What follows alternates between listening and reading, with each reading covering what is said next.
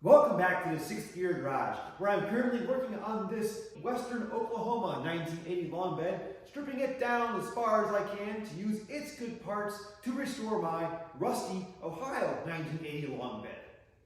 And I'm going to start by fully gutting the interior, and we'll see what kind of rust is on the floors from all those years of sitting outside without a passenger side window.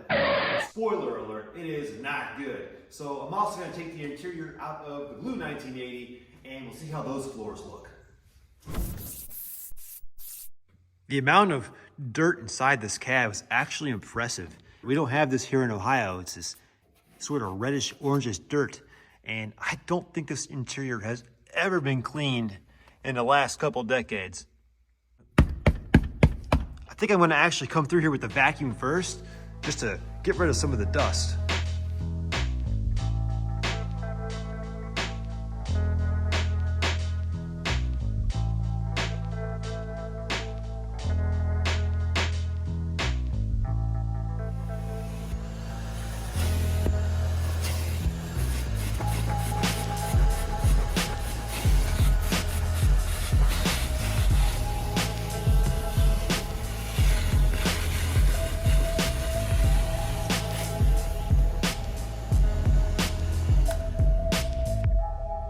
This is just a whole different kind of dirt that they have down south.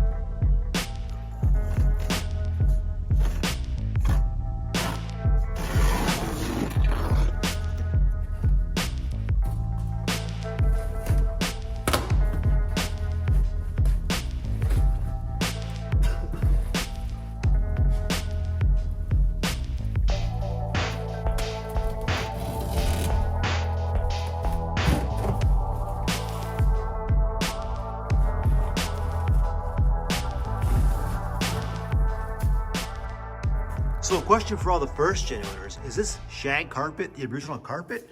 Or did the previous owner install some sort of house carpet in here? Some thick stuff. And unfortunately, it's not looking good. Honestly, I think my Ohio cab might be better than this.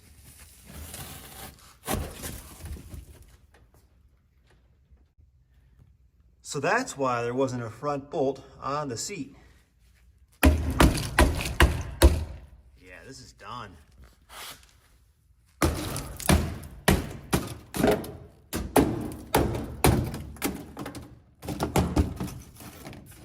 So it's not looking like this is gonna be a donor cab. I'll probably end up cutting any decent parts off of this cab and putting it onto the Ohio cab, because I can't imagine the Ohio cab floor being worse than that. But I could very well be wrong, because it is Ohio. Oh, it's just like I'm used to.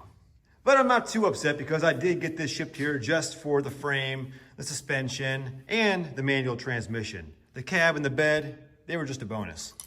Let's see how the driver's side looks. Better. Well, there you go.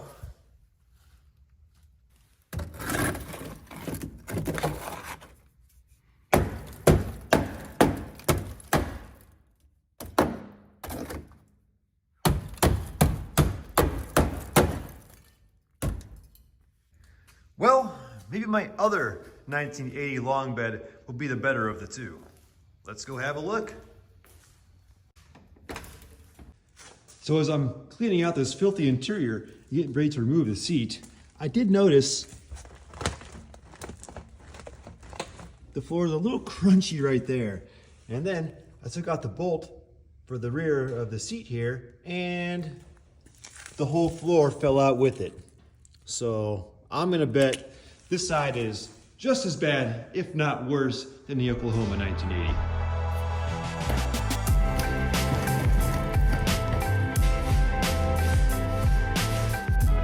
Yeah, I'm just gonna get the shop vac for this mess. Ooh, what do we have here? DeWalt. Look at that.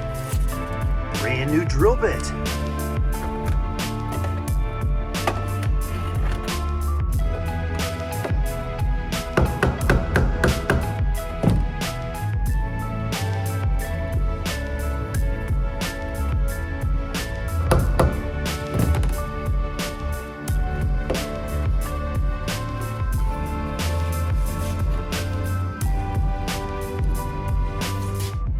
All right, it's time to peel out the vinyl flooring, and for what I've seen so far, I don't have a lot of faith. I did notice there's a rag jammed into the firewall up here to plug a hole. So we got holes on both sides, but let's see how it looks. Yeah, it was pretty rusty under there. Let's go see the damage. Well, it looks like this floor is pretty soft. You can see how wavy it is.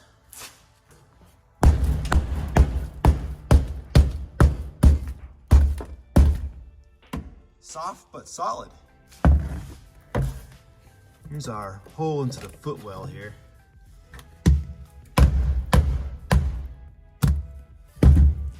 Unfortunately, this kick panel's all rotten. Oh yeah, that's not good. And I bet if I peeled off this rubber mat, it'd be pretty soft under there too.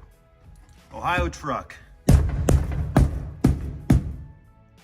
still kind of solid. I'm impressed. Let's go check the passenger side. Actually, I was using the wrong hammer. Here's the one you want.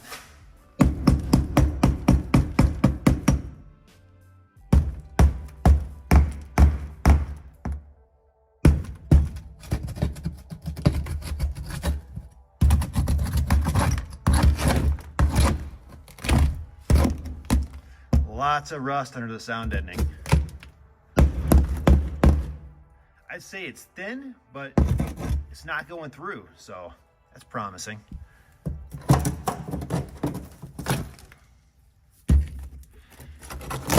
Now I've seen this before in my 85, where the floor rises up right here. There's usually a body mount right under here, and I'd say it's gotten so soft that it's just pushing right through the floor. Oh, what's this? We got a surprise in here. We got a license plate on the floor. Look at that. Okay. And I bet we have the same thing over here. Yep, I see some letters showing through that rubber mat. Well, I might as well peel this black rubber layer off and see what's underneath.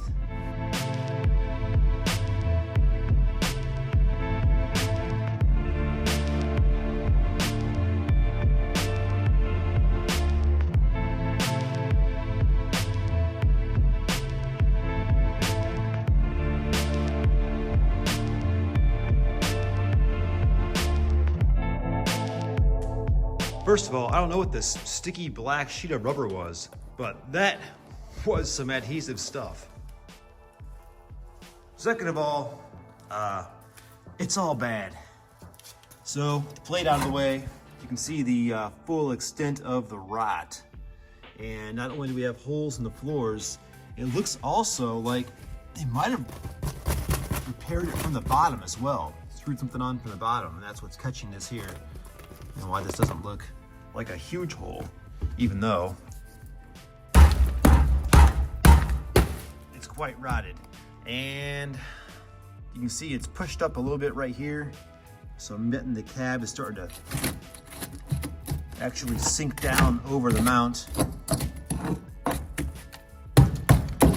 And I had this happen in my 85, but it wasn't quite this bad. I'll have to vacuum that up. I can't tell what this is down there. Aluminum maybe? But let's go check out the passenger side. So I got this one out of the way. An old plate here, probably mid-90s. And it's actually screwed in from the bottom. There's a screw coming up through the floor here. And again, this was completely gone. And they did put some sort of metal there. But you can see this cab mount is literally doing nothing right now. But yeah. All rotted.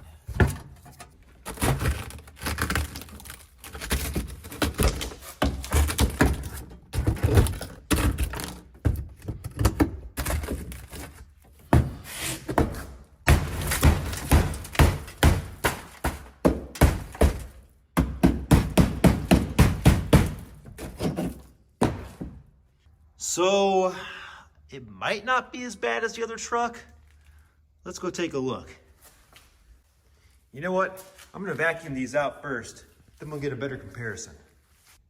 It's kind of funny seeing how similar these two trucks are inside as far as the floor goes, despite being from separate regions of the country. But yeah, I think the passenger floor over here, although it looks really bad, I think it's better than the one in the Oklahoma 80. We'll see what you guys think in a second. Driver's side, it's rough. Real rough. On a plus side, both of these trucks do have a free anti-theft device. You know, a lot of people put removable steering wheels in their vehicle. Well, both of these trucks have removable gas pedals because they just break off from where they mount to the floor. So I can just take that with me.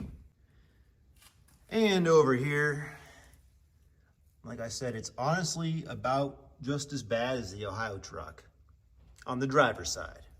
Maybe a little bit worse because this is at least solid right here on the Ohio truck. And you can see it's all rotted right there.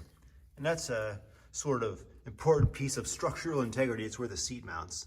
Let's go check out the passenger side. Without a doubt, this is much worse than the Ohio truck. The seat rail here is just rotted through. Bigger hole in the floor there. Bigger hole in the floor here. Not quite as bad up there though. It's interesting along that seam there, how much better preserved it is just because of the lack of road salt.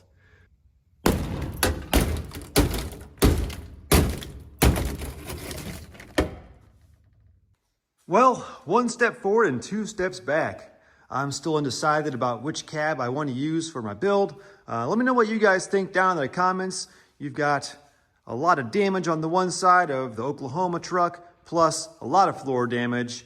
And then over here, you've got your Ohio truck, which has a lot of rust in the seams, a little bit less floor damage. And although it does have some rust around the seams, there is a lot less damage on the passenger side compared to the Oklahoma truck. So it's kind of a toss-up to me right now. Let me know what you think down in the comments. In the next episode, I think I'm gonna get back to stripping down this cab and this bed off of this frame so I can get it all cleaned up and have a good base for whatever kind of decent truck I can throw together out of this smashed up rusty one and this other even more rusty one. Thanks for watching.